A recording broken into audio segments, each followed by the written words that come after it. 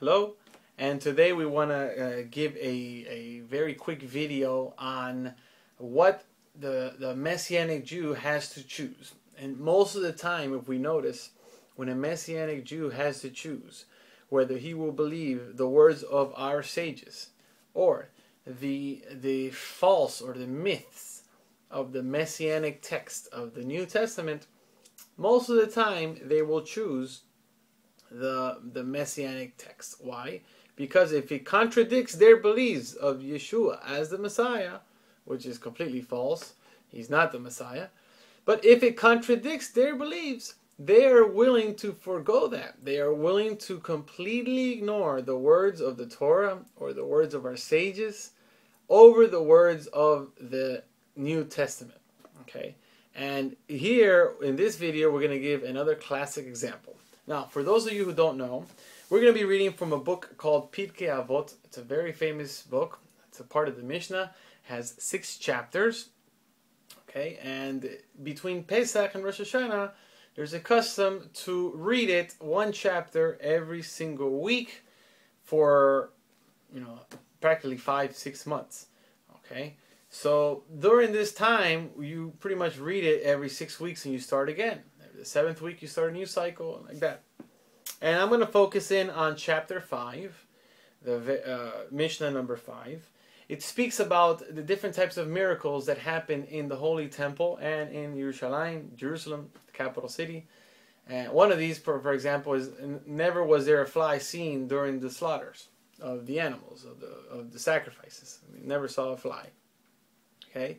Well, another example it gives, which is the one I want to focus in on, is that it says, never did a person say to his friend, during this holiday, I'm not staying in Jerusalem. There's a miracle that happened every Pesach, every Shavuot, every Sukkot, the 3 major feasts that Hashem required the Jewish people to come to Jerusalem, to the Holy Temple, to bring their sacrifice. Whenever these feasts came, they came to Jerusalem, and imagine, there's millions of Jews in this city. And Hashem somehow found lodging for every single person. Not one person ever said, there is not enough room here, it's too crowded, I simply cannot stay here. Okay? That was just a miracle. Now, that's what our sages say. And we believe that. Yet, the New Testament says something completely contradictory. We're being told this lie, this complete myth, that Yeshua's parents, or Jesus' parents, Mary and Joseph, or as the Messianics call, Yosef and Mary, because they have to sound, and Miriam, they have to sound very Jewish. So it's Yosef and Miriam, and they came to Jerusalem, and there was no place for them, okay, because Jesus wasn't born on December 25th. Oh no, he was born during the festival of Sukkot. It wasn't a manger, it was a sukkah where he was born in. Okay? As if we're some kind of ignorance. It wasn't a manger, it was a sukkah. It wasn't December, it was in the middle of the holiday of Sukkot. Very well. The problem is, you just shot yourself in the foot. You didn't realize it. But if it was the festival of Sukkot, and you're telling me that there was not enough room, so they had to go to the outskirts, to Bethlehem, to Bethlehem. Why? Because it says in the New Testament, it had to fulfill that which is written in Micah 5. And what is that? It says that Bethlehem, you have been the lowest of the clans of Judah, and from you shall emerge a ruler over Israel, and his origins are from days of old. See, but the Messianics, they completely changed the context of this. They say this had to happen to Yeshua. You see? Nobody can say today that the Messiah will be born in Bethlehem. Why? Because it's an Arab-populated place. There's no Jewish community there today. So it must have been Yeshua. The problem is that they're completely taking it out of context. This is talking about King David. King David was born in Bethlehem. This is no secret. It says it in the Tanakh. It says it. Quite clear.